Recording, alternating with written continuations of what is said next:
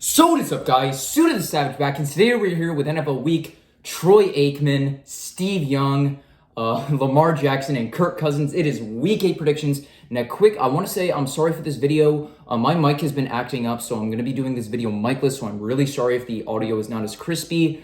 But if you're looking to watch this your matchup, timestamps are in the description box below. Last week, I think I went 8 for 13. Not my best week, but, you know, always room for improvement. Anyways, got 15 matchups to get to because the Ravens and Raiders are on their bye week. So without further ado, let's get this video started. So we are starting off with our Thursday Night Football matchup, a rematch of the 2009 NFC wildcard game and 2015 NFC divisional game between the Green Bay Packers and Arizona Cardinals. Those were some awesome games back in the day. Anyway, starting off with the Green Bay Packers, won 24-10 over the Washington Football Team. Aaron Rodgers doing what he does best, MVP frontrunner, threw for 274 yards, 3 touchdowns, no picks. He's been unstoppable since the atrocity in Week 1. Rush game, nothing. Aaron Jones, only 19 yards. Follow that with Aaron Rodgers with only 17 yards. Lead receiver, though, was Devontae Adams, 6 receptions, 76 yards and a touchdown, but he is going to be out with this game with COVID, so that is a huge loss for them. Robert Tonyan broke out for National Tight Ends Day, 4 receptions, 63 yards and a touchdown. And then Alan Lazard, 5 receptions, 60 yards and a touchdown. The defense did a good job at silencing the football team. I mean, at least silencing everyone else that's not named Terry McLaurin. But other than that, good game by them. Then the Cardinals, still 7-0, undefeated. Sure, you struggled in the first little bit against the Texans, but ultimately won 31-5. Kyler Murray, clear front runner for MVP. They're for 261 yards, 3 touchdowns and a pick. Lead rusher was Chase Edmonds with 81 yards, but James Conner was the only one with a rushing touchdown with 64 yards and a touchdown. Zach Ertz, the trade immediately works out as he had 3 receptions, 66 yards and a touchdown, followed by AJ Green, 3 receptions for 66 yards. Then D-Hop, 7 receptions, 53 yards and a touchdown. Then Christian Kirk, 4 receptions, 50 yards and a touchdown. The defense, silenced the Texans, but it's the Texans. They just suck. Even though the Cardinals are 6.5-point favorites, unlike the 2009 NFC wildcard game and 2015 NFC divisional game, Packers come out on top, ending the undefeated season. And now you have our very first 1 o'clock matchup between the Miami Dolphins and the Buffalo Bills, classic AFC East rivalry. Starting off with the Miami Dolphins, is it panic time? You're 1-6, massively performing below expectations. There's rumors that a trade for Deshaun Watson is a done deal, but I don't know yet. Honestly, nobody knows what's going on with Watson. Tua Tagovailoa threw for 291 yards, 4 touchdowns, and 2 picks. He's definitely a problem, but I'm not sure if he's the problem. Myles Gaskin, they let him eat a little bit more. He had 67 yards. Lead receiver was Mike Gesicki, 7 receptions, 85 yards, and a touchdown, followed by Jalen Waddle, 7 receptions, 83 yards. So him and Tagovailoa have had a pretty solid connection this year, so it's good to see. And then Smith, 3 receptions, 37 yards. That was pretty much it. The defense faltered against the Falcons. Yeah, the Falcons, they had a sizable lead. You made the comeback, but blew it on the final drive as Younghoe Koo kicked the game winner to defeat you 30-28. Then the Bills, you're on your bye week last week, but lost 34-31 to the Tennessee Titans in a shootout. Josh Allen, he threw for 353 yards, 3 touchdowns, and a pick. You really don't have a ground game. That's definitely a concern. Like, is it going to be Devin Singletary, Zach Moss? I don't know. Singletary had 27, Moss had 24, and then Allen had 26. So, yeah, I'm just still really concerned about the run game. Emmanuel Sanders was your lead receiver, though. 5 receptions, 91 yards, followed by Stephon Diggs, 9 receptions, 89 yards and a touchdown. And then Beasley, 7 receptions, 88 yards and a touchdown. So, good performance on the offense, although the defense just got exposed by the Tennessee Titans. And there was a point in the game, it was 34-31 with like 10 seconds to go, 4th and 1. Bills choose to go for it. And they failed. But honestly, I would have gone for that. I would have tried to go for the kill as opposed to just like settling for the field goal, going to overtime. Because honestly, if the Titans got the ball first, they would have won the game. But Bills are 14-point favorites to win this one. Yeah, easy win. Win and cover the spread. And now you have our very next matchup between the Carolina Panthers and the Atlanta Falcons, classic NFC South rivalry. Starting off with the Panthers, it's panicked. It might be panic time. You guys, even though you start off 3-0, you've lost your last 4, and last game was just embarrassing. Lost 25-3 to the New York Giants. Sam Darnold was terrible, threw for 112 yards, no touchdowns and a pick. Ended up getting benched for PJ Walker, and he was even worse with 33 yards and only completed 3 passes out of 14. Chuba Hubbard ran for 28 yards. You guys couldn't really get a ground game going. DJ Moore had 6 receptions, 73 yards. Chuba Hubbard, 4 receptions, 28 yards, and that was absolutely it. No one did a damn thing on offense. Defense was exposed by Daniel Jones, so that is very embarrassing. It's just, I don't know. I knew you guys were a little bit overrated when you were 3-0, but I didn't think it would be this bad. And then the Atlanta Falcons, you almost falconed away your last game, but you came up clutch in the end. Matt Ryan threw for 336 yards, 2 touchdowns and a pick. Cordarrelle Patterson was your lead rusher with 60 yards and a touchdown, proving that Mike Davis really wasn't a great signing. Everyone said, oh yeah, Mike Davis, new number 1 back. Yeah, no, Cordarrelle Patterson took that over. Kyle Pitts was proving that the London game was not just a fluke. 7 receptions, 163 yards. Russell Gage, 4 receptions, 76 yards, and a touchdown. Hayden Hurst, 3 receptions, 35 yards, then finished that off. Calvin Ridley, 4 receptions, 26 yards, and a touchdown. The defense definitely struggled a little bit against the Dolphins. That's definitely a concern when you're screwing up against Tua Tagovailoa, but ultimately you pulled out the victory in the end. You're 3-3, which is really shocking to me. Falcons, you're favored to win this one by 3, and with how bad the Panthers have been recently, yeah, Falcons win and cover the spread. And now you have our very next matchup between the Pittsburgh Steelers and Cleveland Browns, classic AFC North rivalry. I'm going to be saying rivalry a lot because there are a lot of rivalry games this week in football. But anyways, starting off with the Steelers, you were on your bye last week, but came off a 23-20 victory over the Seattle Seahawks. Ben Roethlisberger threw for 229 yards, 1 touchdown, no picks. He was kind of meh. I mean, it was against the Seahawks defense, so I was maybe expecting a little bit more out of him, but yeah, no. Najee Harris just had to kind of carry the load as he had 81 rushing yards and the only receiving touchdown. Deontay Johnson was your lead receiver with 9 receptions, 71 yards. Paul Freiermuth with 7 receptions, 58 yards, and then Najee Harris, 6 receptions, 46 yards, and a touchdown. So yeah, Najee's just carrying the load for this team, and honestly, just like the Saints, let Najee eat. Let the big dog eat. The defense definitely struggled a little bit. Yeah, you had a pretty strong first half against the Seahawks, but Seahawks turned it up in the second half. But TJ Watt just went into God mode in overtime. And then the Cleveland Browns, a clutch 17-14 victory over frauds, though, in the Denver Broncos. Case Keenum threw for 199 yards, 1 touchdown, no picks. He really didn't have to do too much. D'Ernest Johnson led with 146 yards and a touchdown. Got shouted out by LeBron on Twitter after the game, so life made.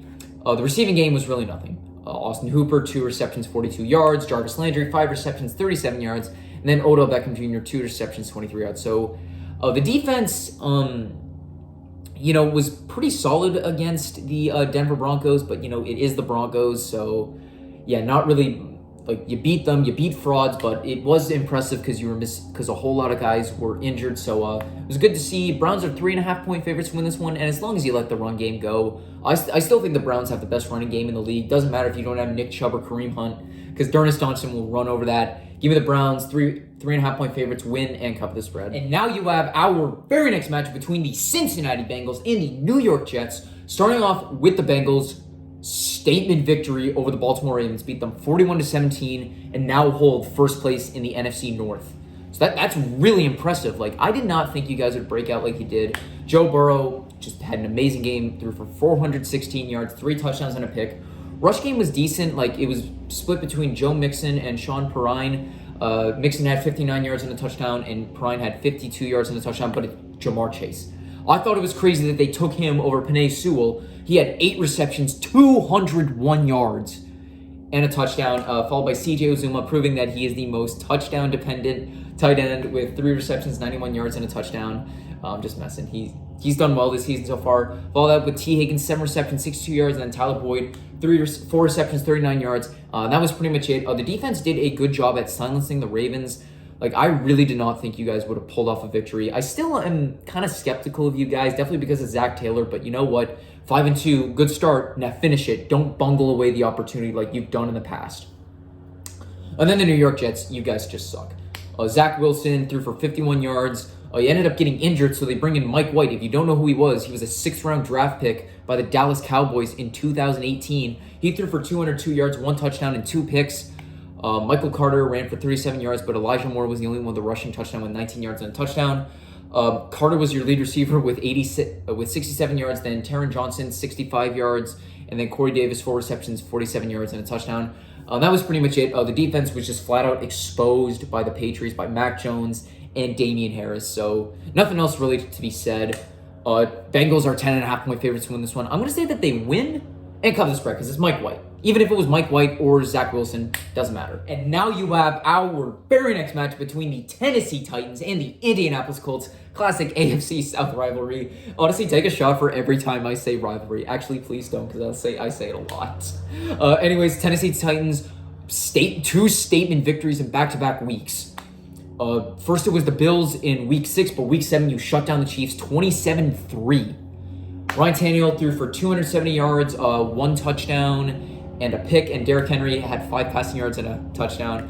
Derrick Henry really couldn't get anything going on the ground with 86 yards, but, you shut down the Chiefs, so that's good enough. Derrick Henry didn't have to carry the load. A.J. Brown, lead receiver, 8 receptions, 133 yards and a touchdown. No one even cracked over 40 yards, and then it was just Julio Jones with 38 yards, and then Pruitt with 27 yards and a touchdown. He caught the Derrick Henry touchdown. The defense,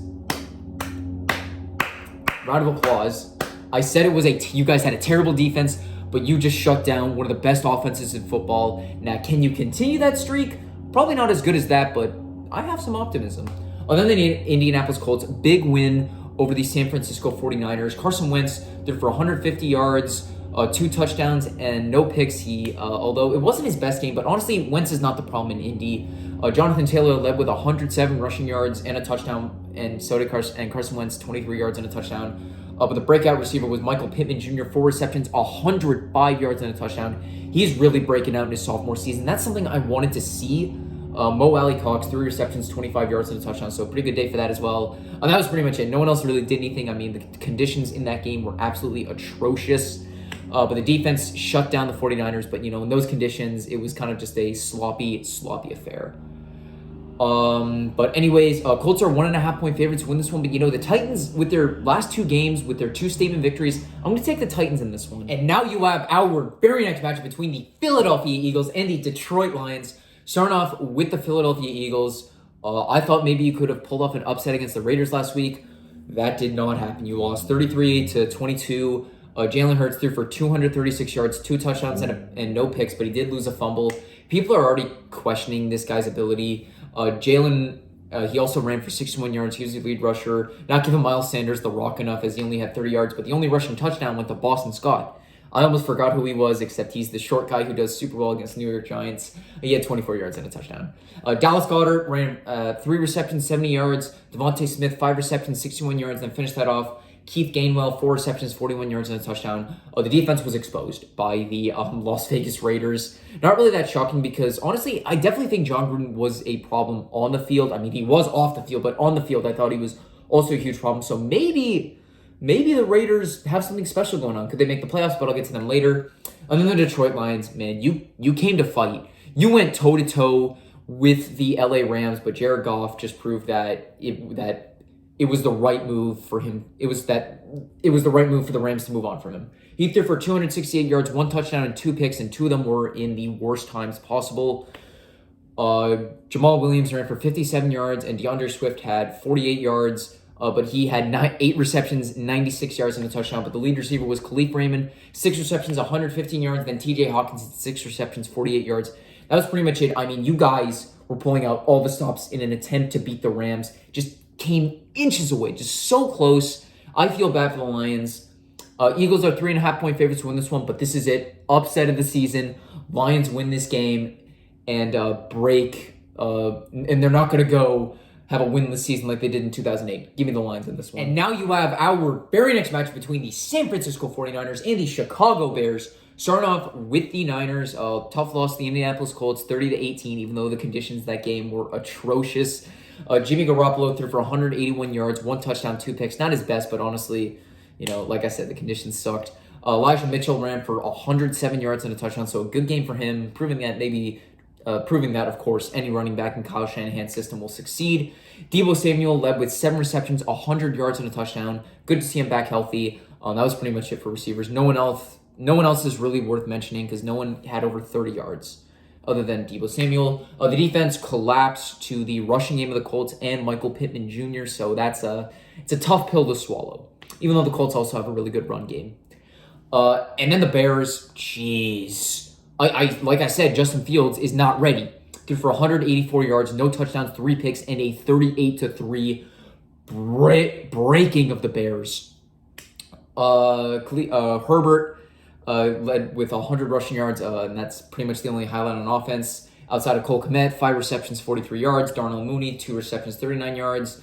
Honestly, where the hell has Allen Robinson been all season? He's just been one of the biggest fantasy busts of the season. Like, everyone was expecting him to be a top receiver, even if he had Justin Fields. But no, he's just has had nothing this season. It's been super disappointing. The defense, nothing else I could say. Like, the defense was exposed by the Buccaneers. Tom Brady threw for his 600th touchdown pass. So, yeah.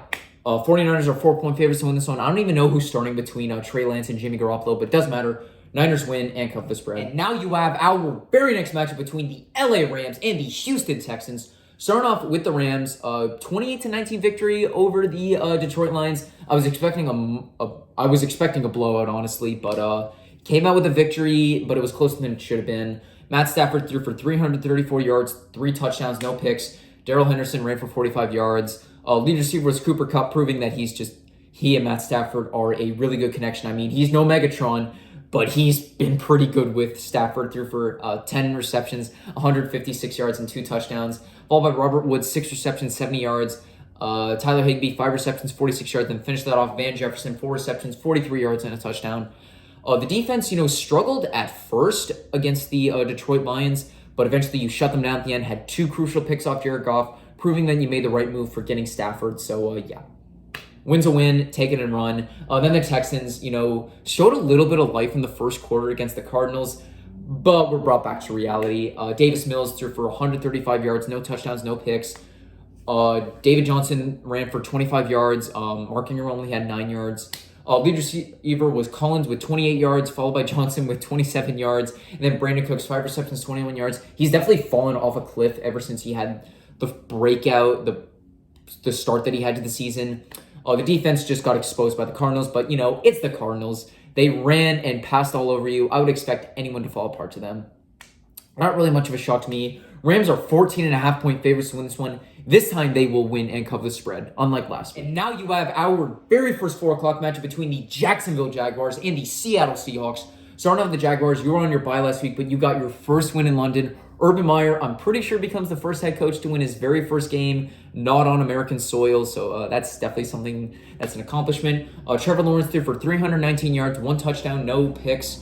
James Robinson was your lead rusher with 73 yards and a touchdown, followed by Marvin Jones. In the receiving game, Jones had 100 yards and a touchdown, followed by Jamal Agnew, 5 receptions, 78 yards, and then Laviska Shenault Jr., 6 receptions, 54 yards, and a touchdown. So he wasn't even your best player for the team that day because it was Matthew Wright. You guys hadn't kicked a field goal all season. He kicked 3 field goals against the Dolphins that led to a victory, and he got drug tested afterwards. So I think that's hilarious. Him and Myles Garrett are on the same boat. I think that's funny, but, kick the ball more, and maybe you're going to see results. And then the Seahawks, a tough 13-10 loss to my boys in the New Orleans Saints. I know some Seahawks fans might be watching this. I enjoyed that one too much. Anyways, Geno Smith threw for 167 yards, 1 touchdown, no picks. Honestly, I don't know why Pete Carroll doesn't try to let him eat a little bit more. Yes, it's Geno Smith. I know he's bad. I know he's no Russell Wilson, but put some faith in him. Stop trying to emphasize a running game. Because why are you trying to run the ball against the Saints? Like, why was there more of a rush game than a pass game? If you want to beat the Saints, beat them in the air, not the ground. Alex Collins with 16 attempts for 35 yards. See? Ineffective. Most teams, usually when they're that ineffective, they'll immediately switch over to a pass. DK Metcalf, 2 receptions, 96 yards and a touchdown. Had 1 catch in the first quarter for 84 yards, which was the touchdown, and then just nothing for the rest of the game. Freddie Swain, 4 receptions, 39 yards. Then Tyler Lockett, 2 receptions, 12 yards. Like, Lockett really needs Russell Wilson. You guys need to emphasize more of a pass game. Stop trying to run the ball all the damn time. I know you're scarred from Super Bowl 49, but stop running the ball so much. Trust your passers a little bit more. Trust your receivers. Defense, held up well against the Saints, but it is a Saints offense. So you've had a couple of games where your defense has been able to stand its ground, but can you continue that streak? Your 3-point favorites to win this one, I'm going to say, yeah, you win and cover the spread. And now you have our very next matchup, a rematch of the 2006 AFC divisional game and 2018 AFC divisional game between the New England Patriots and the LA Chargers. Starting off with the Chargers, that was a disappointing game that you had back in week 6 because you were on your bye last week. Lost the Ravens 34-6. Justin Herbert I know I praised him, just had a bad game, threw for 195 yards, 1 touchdown, 1 pick, just had nothing going on in the rushing game. Only had 26 rushing yards, but that's what happens when you're having to play catch up the whole game. You just kind of forget about the ground game. Keenan Allen was your lead receiver, 5 receptions, 50 yards. Austin Eckler, 4 receptions, 48 yards. Mike Williams, 2 receptions, 27 yards. The only touchdown that you had was from Jared Cook, 4 receptions, 25 yards, and a touchdown. The defense was exposed by the Baltimore Ravens. Like, they had a really good game, but it was also because your offense was completely inept. So, yeah, that's... Hopefully you can rebound from that. And then the Patriots, you beat the Jets, but come on, it's the Jets. Mac Jones threw for 307 yards, 2 touchdowns, no picks. Brian Hoyer came in eventually because you guys led by so much. And Kendrick Bourne did have 1 pass for 25 yards and a touchdown. Lead rusher was Damian Harris with 106 yards and 2 touchdowns, followed by J.J. Taylor with 21 yards and 2 touchdowns. Brandon Bolden was your lead receiver, 6 receptions, 79 yards and a touchdown. Then Kendrick Bourne, 4 receptions, 68 yards. Jonnu Smith, 2 receptions, 52 yards. And then Nelson Aguilar, 2 receptions, 51 yards and a touchdown because he caught Kendrick Bourne's passing touchdown. So that's really good to see. It's kind of fun to see wide receivers and tight ends try to play as QBs. The defense, shut down the Jets, but it was facing Zach Wilson and Mike White, so anyone would shut them down. Chargers are 5-point favorites to win this one, and I'm going to say Chargers will thrive over the Patriots, even though the Patriots have always thrived over the Chargers. Give me the Chargers, they win and cover the spread. Now you have our very next matchup, a rematch of Super Bowl 22 between the Washington football team and the Denver Broncos. Starting off with the football team, man, you guys have fallen. High expectations for you going into the season, and you've come out flat. Taylor Heineke threw for 268 yards, 1 touchdown, 1 pick. He should have also had a rushing touchdown, but he went down too early, and that was ultimately a big factor on why you lost. And Heineke, he also had a good day on the ground with 95 yards, more than Gibson, who had 51 yards. So Gibson owners in fantasy football, it's maybe panic time. But Terry McLaurin was your lead receiver, 7 receptions, 122 yards, and a touchdown, getting the name back of Scary Terry. And then Ricky Seals-Jones, 6 receptions, 51 yards. That was pretty much it. The defense was just exposed by the Green Bay Packers, but your defense has just been exposed all season long. And then the Broncos, once again, just like the Carolina Panthers, I knew you were a little bit overrated after going 3-0, but I didn't think it would be this bad. Teddy Bridgewater didn't perform well on Thursday Night Football against the Browns. They're for 187 yards, 2 touchdowns, and a pick. You guys had no rush game going. Like, why not try to run the ball more? Javonte Williams only had 20 yards. Gordon had 18, and Bridgewater had 3. Lead receiver was Cortland Sutton, 5 receptions, 68 yards. And then Noah Fant, 5 receptions, 39 yards. Then finished that off. Javonte Williams, 6 receptions, 32 yards, and a touchdown. The defense was okay, but it was against Case Keenum and D'Ernest Johnson, so I would have expected you to do maybe a little bit better than holding them to 17 points because D'Ernest Johnson just ran all over your hopes and ambitions. So, yeah, that's rough. But anyways, Broncos are 3-point favorites to win this one, but with the downfall of the Broncos, I'm going to say that the football team comes out with the upset here. Now you have our final 4 o'clock matchup, a classic NFC South rivalry and a rematch of the 2020 NFC divisional game between the Tampa Bay Buccaneers and my boys in the New Orleans Saints. Starting out with the Buccaneers, Jesus Christ, you just trounced all over the Chicago Bears, 38-3. Tom Brady threw for 211 yards, 4 touchdowns, no picks. Did throw for his 600th touchdown pass, so congrats out to Tom Brady. Leonard Fournette had 81 yards and a touchdown. Lead receiver was Chris Godwin with 8 receptions, 111 yards and a touchdown. And then Mike Evans, 6 receptions, 76 yards and 3 touchdowns. Gave away his 600th touchdown ball to a fan who got a decent return. Now, Mike Evans, he is going to be going up against Marshawn Lattimore, so give me Lattimore. He's just going to clamp him down. And I remember I saw him mic'd up. Brady said, good luck seeing me throw you another touchdown pass again. You're not getting anything this game, buddy. Nothing to Mike Evans this game. The defense, shut down the Bears, but it is the Bears. Justin Fields is way too raw as a QB. Wouldn't matter if it was Dalton, Foles, or Fields. You would have won anyways. Maybe Foles would have pulled off the upset. And then the Saints, a big 13-10 victory over the Seattle Seahawks. We're 4-2, so hopefully we can make a statement because we're a little bit questionable right now. Jameis Winston threw for 222 yards, 1 touchdown, no picks. Lead rusher was Alvin Kamara with 51 yards, then Jameis Winston with 40 yards. And Kamara the game plan was what I wanted. Let Kamara eat. He had 10 receptions, 128 yards, and a touchdown. Then Adam Trautman, 3 receptions, 36 yards. And then Callaway, 3 receptions, 32 yards. So the biggest issue with the Saints is the receiving game. I've said this before, but Michael Thomas was such an important asset to this offense because it's really exposed how bad the receiving game is. Like, yes, we did actually just trade to get Mark Ingram back, so we got the best running back duo back. Forget what you say about Nick Chubb and Kareem Hunt, Dalvin Cook, Alex Mattinson, Zeke Elliott, and Tony Pollard. Kamara and Ingram, baby. But that's kind of the bias out of the way. I really want us to make a splash for another wide receiver, so when Michael Thomas comes back, he'll have a good player to complement him because Tre'Quan Smith, Marquez Callaway, love them, just too inconsistent. Defense shut down the Seattle Seahawks after an 84-yard burn from DK Metcalf, so props to them for rebounding on that. Buccaneers are 5.5-point favorites to win this one, but of course, biased Saints fan here. Give me the Saints an upset victory. Now you have our Sunday Night Football game, a rematch of the 1975 NFC divisional game between the Dallas Cowboys and the Minnesota Vikings.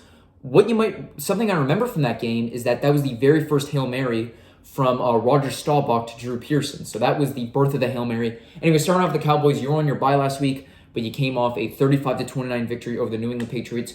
Shaky start, but finished strong, especially in overtime. Dak Prescott threw for 445 yards, 3 touchdowns and a pick. Last year, him getting injured was one of the biggest issues on why you collapsed in 2020, but Dak Prescott's back and healthy, so good to see. Zeke Elliott ran for 69 yards, nice. And then Tony Pollard with 41 yards. Lead receiver was CeeDee Lamb, 9 receptions, 149 yards, and 2 touchdowns, including the game winner. Because, of course, after he caught it over Jalen Mills, he just kind of waved to him goodbye, because they were rivals in Dallas and Philadelphia. So it's good to see. Dalton Schultz, 5 receptions, 79 yards, and then finished off Amari Cooper, 5 receptions, 55 yards. And that was pretty much it. The defense had a little bit of trouble against the Patriots. Trayvon Diggs did get a pick 6, but he immediately got scorched by Kendrick Bourne on the next play. So yeah, not all corners are perfect, but Trayvon Diggs has been pretty solid this season. And then the Minnesota Vikings came off, you were on your bye last week, and came off a 34-28 victory over the Carolina Panthers in overtime. Kirk Cousins threw for 373 yards, 3 touchdowns, no picks. Pretty solid game for him. Dalvin Cook, let him eat. He had 140 rushing yards and a touchdown. Lead receiver was Adam Thielen, 11 receptions, 126 yards and a touchdown. Justin Jefferson not far behind with 8 receptions, 80 yards and no touchdowns, but game-winning touchdown went to KJ Osborne as he had 6 receptions, 78 yards and a touchdown. The defense had a little bit of trouble against the Carolina Panthers, but you were able to get the win over them in overtime. So honestly, take that win and run. You're going up against the Dallas Cowboys, so maybe you could pull out an upset. Cowboys are a 1.5 favorite to win this one, and with how good they've been recently, this is good. This might be game of the year. It's going to be an offensive shootout, but Cowboys win and cover the spread. And now you have our final matchup, Monday Night Football between the New York Giants and the Kansas City Chiefs. Starting off with the Giants, came off a 25-3 victory over the Carolina Panthers. Daniel Jones had a solid game, threw for 203 yards, 1 touchdown, no picks. Devontae Booker ran for 51 yards and a touchdown, so a pretty good game for him. Lead receiver was Darius Slayton, 5 receptions, 63 yards. Then Evan Ingram, 6 receptions, 44 yards. Dante Pettis, 5 receptions, 39 yards and a touchdown. But the highlight of the game was Dante Pettis' pass out to Daniel Jones, made a nice one-handed catch, pulls it in. OBJ, forget about OBJ's catch. We got ODJ, Odell Daniel Jones. But it was still a pretty nice catch. The defense, completely shut down the Panthers. They're really nothing without Christian McCaffrey. You shut down Sam Darnold, shut down PJ Walker. Not the greatest duo to stop, but win's a win. Take it and run. Then the Chiefs, alarm bells should be ringing. Terrible game you played against the Tennessee Titans, lost 27-3. Patrick Mahomes threw for 206 yards, no touchdowns, and a pick. Chad Henne came in eventually because Mahomes might have got injured, had 82 yards. That was pretty much it. No rush game. Patrick Mahomes had 35 yards, and Darrell Williams had 20 yards of rushing. Lead receiver was Byron Pringle, 5 receptions, 73 yards, followed by Kelsey, 7 receptions, 65 yards, and then Tyreek Hill, 6 receptions, 49 yards. So the thing is, when teams neutralize Tyreek Hill, that's really the key point to stopping the Chiefs. You neutralize Tyreek Hill, kind of takes the Chiefs out of it a little bit. And the defense, nothing to say, was atrocious against the Tennessee Titans. You guys really need to rebound and maybe come up with a victory. Chiefs are 9.5-point favorites to win this one. I'm going to say that the Chiefs rebound, win, but don't cover the spread. It's going to be a close and ugly victory. That is going to wrap up my video for today. Thank you guys all so much for watching. Also, quick update. I am filming this before I film my Saints and Seahawks recap. Since the game was on Monday night, everything got thrown off a little bit, but Saints and Seahawks recap should be coming out after this video. So if you want to see all my other videos, all my other weekly predictions and Saints recaps, links to all that will be in the description below. If you want to see my last prediction video, click right over here. Subscribe to my channel if you haven't already by clicking here or down below. Click the like button, comment down below who's your upset of the week, lock of the week, and other predictions that you may have. Make sure to follow me on all my social medias, Instagram, Snapchat, and TikTok, @Brendan Suter. Thank you all for watching. Have a great day. Who Dat Nation is out.